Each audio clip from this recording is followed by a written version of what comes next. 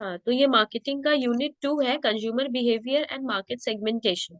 तो consumer behaviour क्या होता है?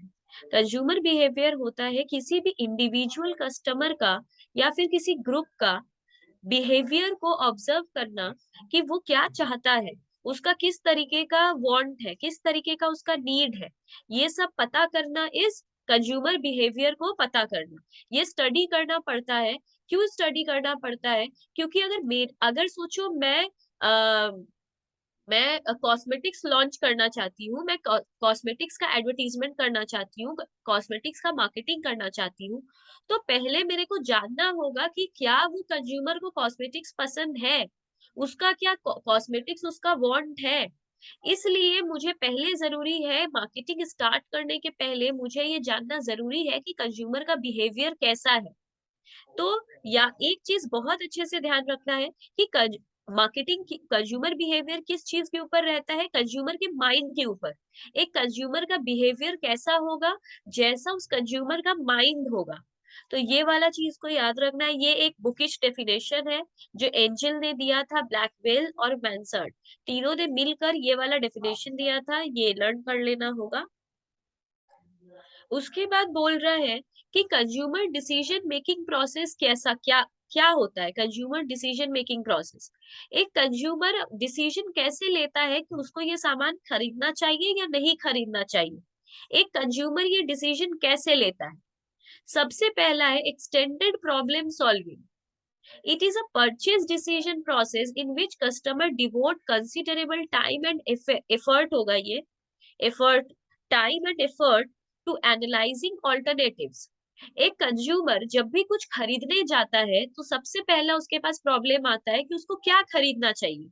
वो इसके ऊपर बहुत ज्यादा टाइम और एफर्ट डालता है कि उसको कौन सा सामान खरीदना चाहिए।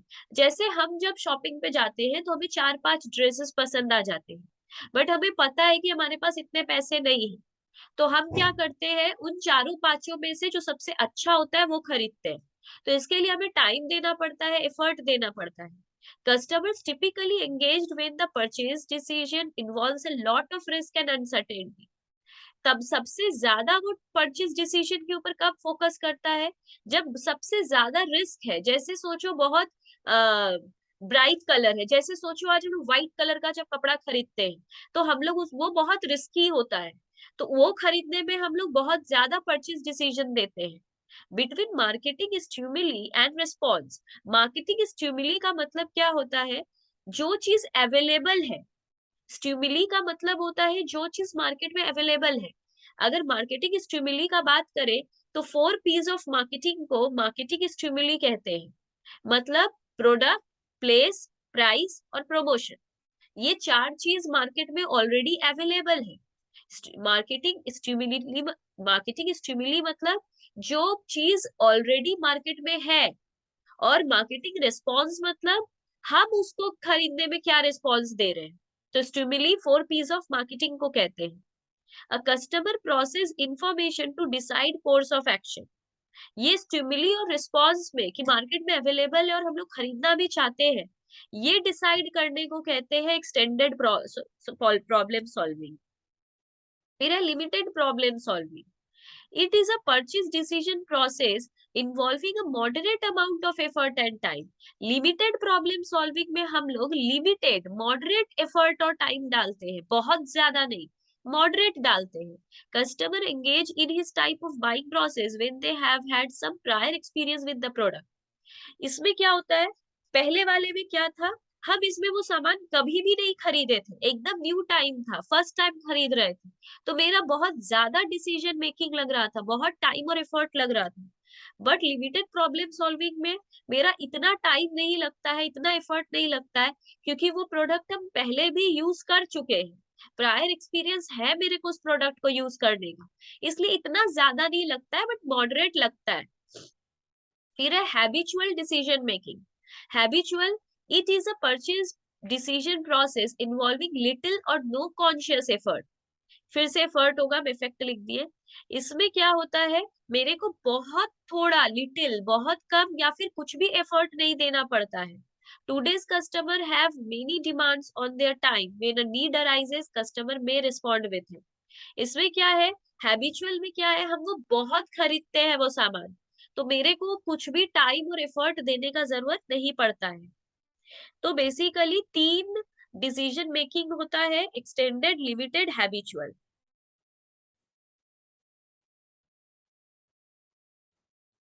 इसके बाद बोल रहा है कंपोनेंट्स ऑफ कंज्यूमर एटीट्यूड। ये याद रखो, एटीट्यूड का मतलब क्या होता है। एटीट्यूड का मतलब होता है हम लोग किसी चीज को लेकर कैसा फील करते हैं। इस वर्ड का मीनिंग याद रखो, आता है एमसीक्यू में। हम लोग किसी चीज को लेकर कैसा फील करते हैं, उसके लिए हमारा एटीट्यूड, उसको हम लोग एटीट्यूड कहते हैं। वो एटीट्यूड, वो जो इंग्लिश में यूज होता है, तुम में बहुत एटीट्यूड है, ये वो एटीट्यूड नहीं है। Attitude means how we feel about something. हम लोग किसी चीज को लेके कैसा फील करते हैं, उसको यहाँ पे एटीट्यूड बोला जा रहा है। तो कंज्यूमर का एटीट्यूड कैसा होगा, 3 तरीके का है। याद रखना होगा, एटीट्यूड का कंपोनेंट 3 है। पहला कॉग्निटिव कंपोनेंट। इसका क्या मतलब है, the aspect of attitude involves belief और नॉलेज टुवर्ड्स पीपल, ऑब्जेक्ट और थिंग्स।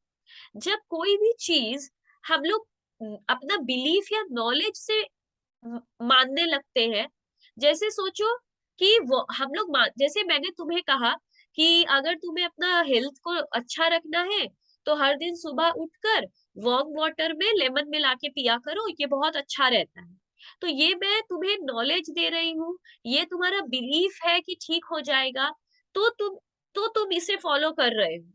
तो ये कॉग्निटिव कंपोनेंट है, जिसमें तुम्हारा बिलीफ है, तुम नॉलेज के बाद ये चीज मानना स्टार्ट कर रही हो। अफेक्टिव कंपोनेंट होता है जहां पे हम इमोशन की वजह से चीजों को मानने लगते हैं, इमोशंस, फीलिंग्स, इसकी वजह से। जैसे कोई भी अगर किसी रूल को फॉलो नहीं करता है तो हमको गुस्सा आता है, इसमें नॉलेज का कोई बात नहीं है, इसमें मेरा फीलिंग्स है, इमोशंस है कि मेरे को गुस्सा आता है अगर कोई रूल नहीं मानता है। ये अफेक्टिव कंपोनेंट है। और कॉग्निटिव कंपोनेंट होता है जब हम किसी चीज को करते हैं, जैसे it involves action towards people, object और things. I am going to leave my job, अगर हम अपना जॉब छोड़ने जा रहे हैं तो वो कॉनोटिव है। तो ये याद कैसे रखेंगे, से एमसीक्यू कैसे पूछेगा, पूछ सकता है एटीट्यूड क्या होता है। तो याद रखना है, कोई भी चीज को लेकर हम लोग जैसा फील करते हैं उसको एटीट्यूड कहते हैं। पूछा जा सकता है कितने तरह का कंपोनेंट है कंज्यूमर एटीट्यूड का, तो 3 तरीके का है, कॉग्निटिव कंपोनेंट, अफेक्टिव कंपोनेंट और कॉनोटिव कंपोनेंट। पूछ सकता है डेफिनेशन देकर कि ये कौन सा कंपोनेंट है। तो कॉग्निटिव में याद रखना बिलीफ और नॉलेज रहेगा, अफेक्टिव में हम लोग का इमोशंस और फीलिंग्स रहेगा, कॉग्निटिव का मतलब होता है उसमें एक्शन रहेगा, हम लोग कुछ करेंगे, कुछ करना, उसको कहते हैं कॉग्निटिव। इसके बाद इसके बाद बोल रहा है types of need recognition style. एक चीज और याद रखना है, 2 तरीके का नीड रिकॉग्निशन स्टाइल है, एक्चुअल स्टेट टाइप्स और desire state types. Actual state types क्या होता है, जब हम लोग कोई चीज खरीदने जाते हैं, जब हम लोग का पुराना चीज खराब हो चुका है, मतलब लोगों को एक्चुअली वो सामान का नीड है। जैसे सोचो अभी मैं जो लैपटॉप यूज कर रही हूँ, ये लैपटॉप खराब हो चुका है, तो मैं कल जाकर एक न्यू लैपटॉप ले रही हूँ। ये मेरा एक्चुअल स्टेट टाइप्स है, ये मेरा एक्चुअल स्टेट है रिकॉग्निशन स्टाइल का। क्योंकि मेरा सच में मेरा लैपटॉप खराब हो गया, अगर सोचो मेरा मोबाइल का टच काम नहीं कर रहा है, तब तो नया मोबाइल खरीदेंगे ही, क्योंकि टच इज नॉट वर्किंग, इसलिए हम न्यू मोबाइल खरीद रहे हैं।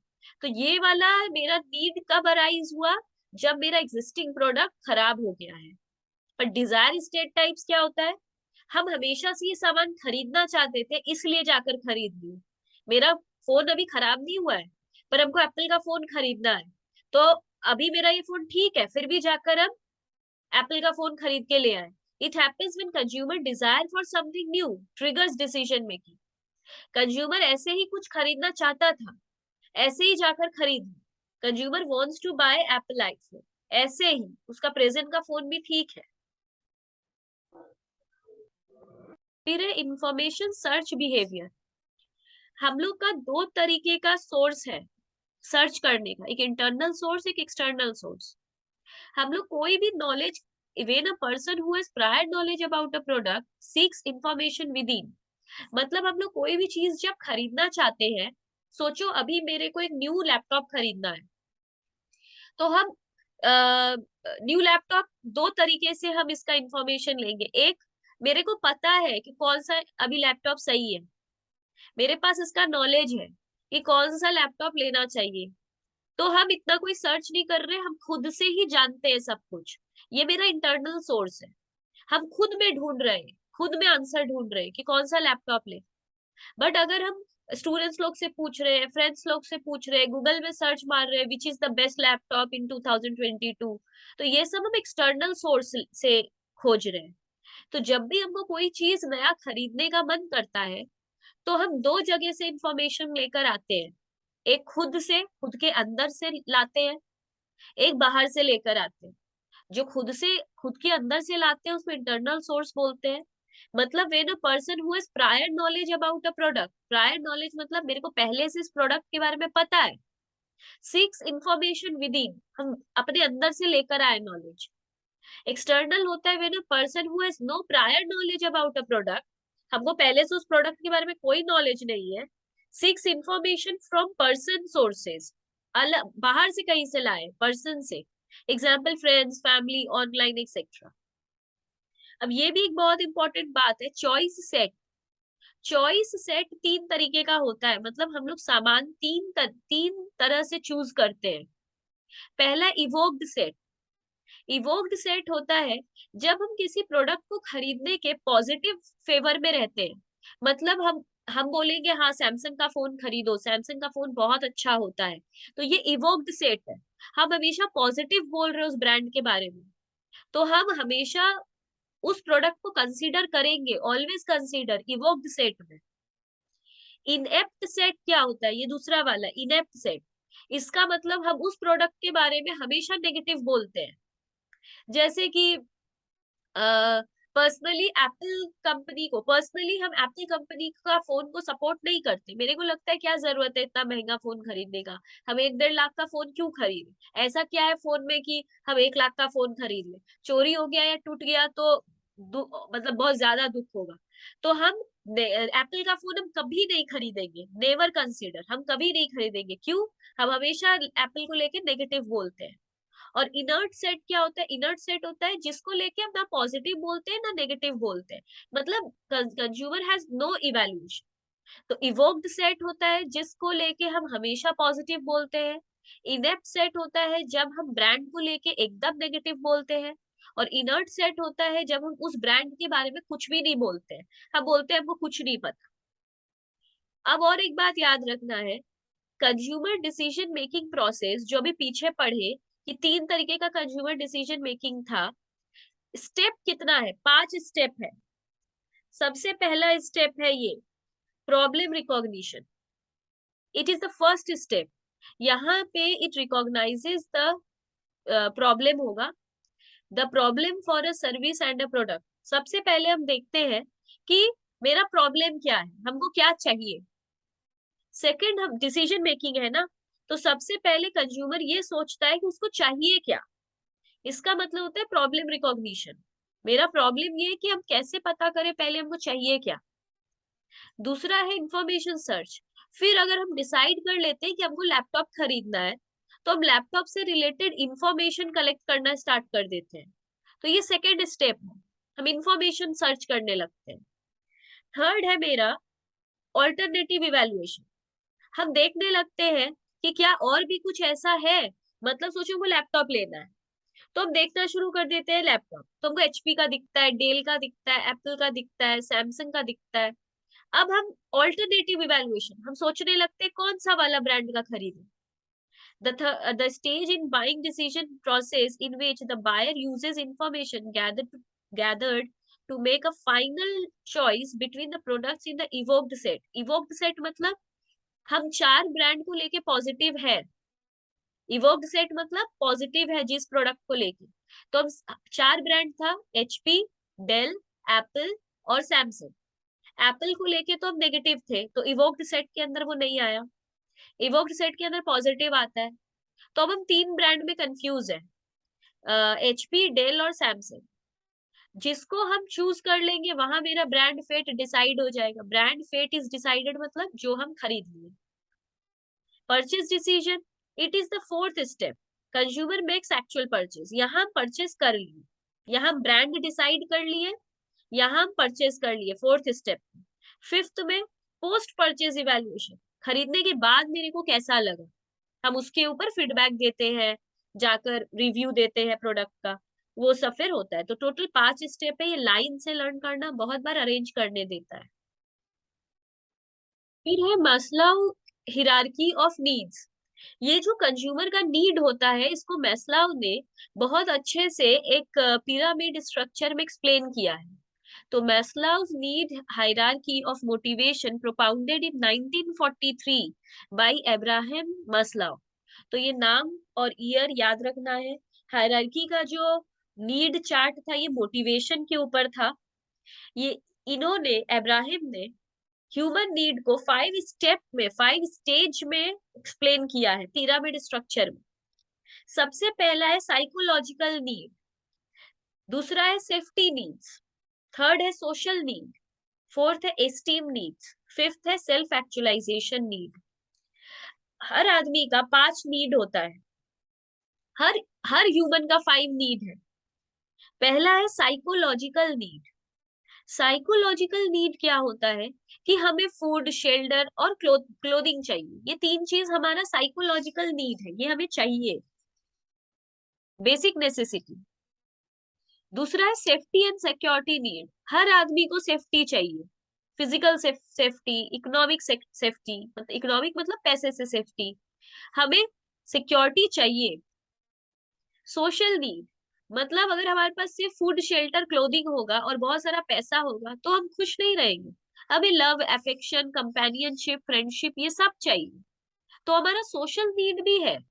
अगर किसी के पास घर है, कपड़ा है, खाना है, बहुत सारा पैसा है, फिर भी वो खुश नहीं रहेगा क्योंकि उसको फ्रेंड्स भी चाहिए। एस्टीम नीड्स, फिर सोचो हमारे पास फ्रेंड्स भी है पर मेरा कोई रिस्पेक्ट नहीं है सोसाइटी में, तो भी हम खुश नहीं रहेंगे, हमको रिस्पेक्ट भी चाहिए, मतलब एस्टीम नीड्स भी चाहिए। फिर है सेल्फ एक्चुअलाइजेशन, मतलब हम अगर लाइफ में कोई गोल बनाए हैं, कोई एम बनाए हैं, तो हमको वो भी अचीव करना है। सोचो हम एम बना, मेरे पास सोचो घर, कपड़ा, सब कुछ है, मेरे पास बहुत पैसा है, सेफ्टी नीड भी है, मेरे बहुत सारे फ्रेंड्स भी है, मेरा सोसाइटी में रेस्पेक्ट भी है, पर हम आज तक लाइफ में कुछ किए नहीं, तो हम तब भी खुश नहीं रहेंगे। तो सेल्फ एक्चुअलाइजेशन नीड भी होना चाहिए, मतलब हम खुद भी कुछ एम होना चाहिए जिसको हम अचीव किए हो, मेरा अचीवमेंट्स भी होना चाहिए। फिर आता है परसेप्चुअल डिफेंस, ये सब ऐसी वर्ड्स है, जान के रख लो। परसेप्चुअल डिफेंस का मतलब क्या होता है, ये एक मैकेनिज्म है, जैसे it refers to the process by which threatening and offensive information is filtered out.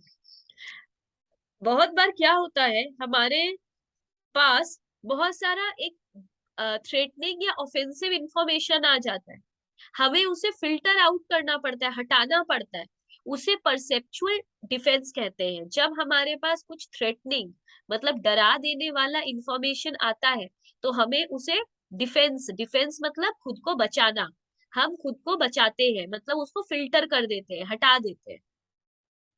Pseudo differentiation, P is silent, इसे स्यूडो डिफरेंशिएशन पढ़ते हैं। इसका मतलब क्या होता है, it creates perception of difference bye advertising in the absence of genuine difference between products. Actually क्या होता है, अगर तुम डव शैम्पू यूज करती हो और मैं ट्रेसेमे शैम्पू यूज करती हूँ, तो मेरे को लगता है, एडवर्टीजमेंट को देखकर मेरे को ये परसेप्शन आता है, मतलब मेरे को लगता है कि ट्रेसेमे ज्यादा अच्छा है, वो ज्यादा बाल को अच्छा रखता है, बट तुमने एड देख के डव से तुम परसीव हुई, डव देखकर तुम्हें डव का एड देखकर तुम्हें लगता है कि डव तुम्हारे हेयर को ज्यादा सही रखेगा। तो हर आदमी का अलग अलग अलग परसेप्शन होता है। तो स्यूडो डिफरेंशिएशन क्या है, एक ऐसा परसेप्शन जो हमारा एडवर्टाइजिंग के थ्रू आ जाता है, हम एडवर्टीजमेंट की वजह से अलग अलग परसेप्शन रखने लगते हैं, तुम किसी ऐड को सच मानने लगती हो, हम किसी दूसरे ऐड को सच मानने लगते हैं। तो इसको कहते हैं, क्योंकि हमें एक्चुअली नहीं पता है दोनों प्रोडक्ट में क्या डिफरेंस है, हमें एक्चुअली कुछ नहीं पता है कि ट्रेसेमे में क्या-क्या डाला गया है, डव में क्या-क्या डाला गया है, हमें वो सब कुछ नहीं पता है। हमें सिर्फ इतना पता है कि मेरे लिए ट्रेसेमे अच्छा है, तुमको पता है तुम्हारे लिए डव अच्छा है।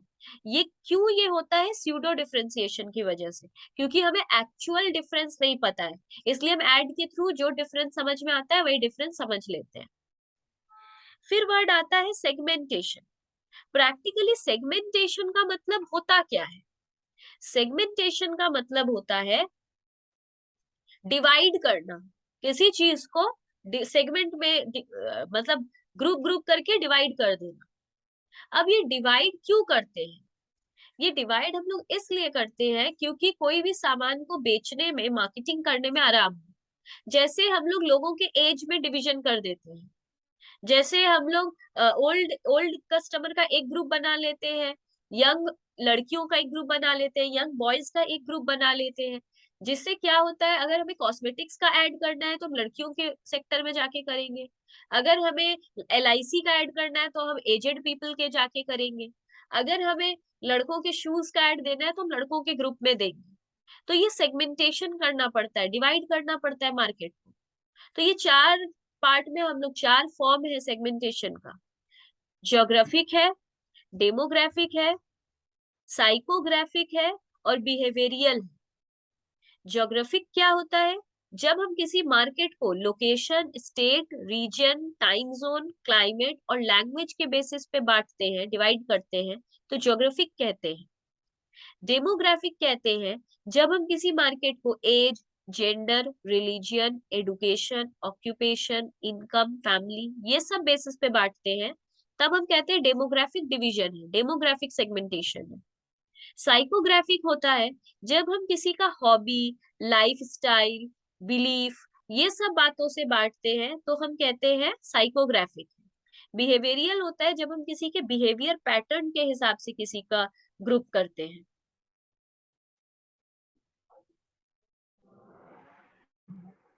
तो ये था यहाँ तक ये। इसके बाद हम लोग एक बार जान जाते हैं मार्केट सेगमेंटेशन होता क्या है। It is a process of dividing the market of potential customers into smaller and more defined segment on the basis of certain characteristic. Same बात बोल रहा है। मार्केट सेगमेंटेशन क्या है? जब हम लोग मार्केट को डिवाइड करते हैं, मार्केट को डिवाइड करते हैं मतलब कस्टमर्स को डिवाइड कर देते हैं स्मॉलर स्मॉलर सेगमेंट में, एक ग्रुप ग्रुप बना देते हैं जो होमोजीनियस ग्रुप होता है। होमोजीनियस मतलब सारी यंग लड़कियों को एक ग्रुप में डाल देते हैं, सारे यंग बॉयज को, जैसे हम लोग व्हाट्सएप में ग्रुप बनाते हैं, तो वो हम लोग सेगमेंटेशन कर रहे हैं। पूरा पूरा फैमिली का और फ्रेंड्स का और ऑफिस के लोगों का एक ग्रुप नहीं बनाते हैं। हम लोग फ्रेंड्स का एक ग्रुप बनाते हैं, फैमिली का एक ग्रुप बनाते हैं और ऑफिस के कलीग्स का एक ग्रुप बनाते हैं। तो बेसिकली ये जो हम लोग मार्केट बना रहे हैं, मार्केट में डिवीजन बना रहे हैं, इसी को मार्केट सेगमेंटेशन कहते हैं। Dividing the market on the basis of age, gender, ये जो हम लोग बांट रहे हैं मार्केट को, इसी को हम लोग मार्केट सेगमेंटेशन कहते हैं।